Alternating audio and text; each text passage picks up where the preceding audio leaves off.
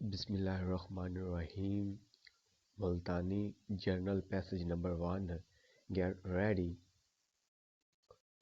Start.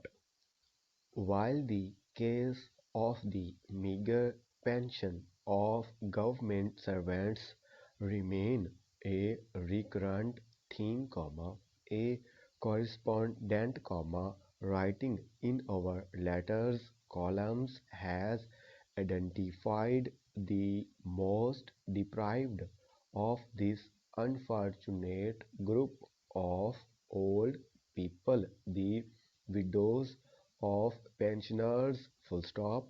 A government servant's widow receives half the pension of her departed husband, and as recently as a year ago, this facility was also withdrawn after 10 years. Full stop.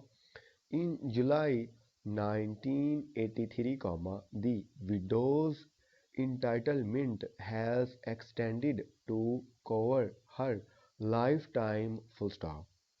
This decision has been implemented since on the provincial level, but the central government servants' widows still remains deprived. Full stop.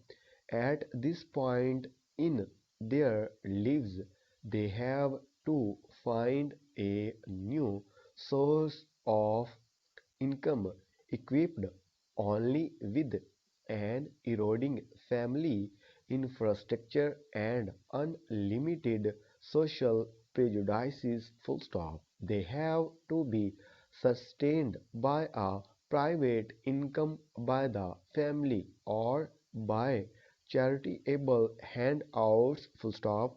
The most miserable remains of this group are those who were widowed soon after the inception of Pakistan and found themselves deprived of the pension coverage. Full stop. It is relevant to note here that our neighboring country provides life pension for this group. Full stop. New para. The need for a blanket coverage of government servants widow cannot be overemphasized, but we must also spare a thought for all the widows in the non-government sector who form a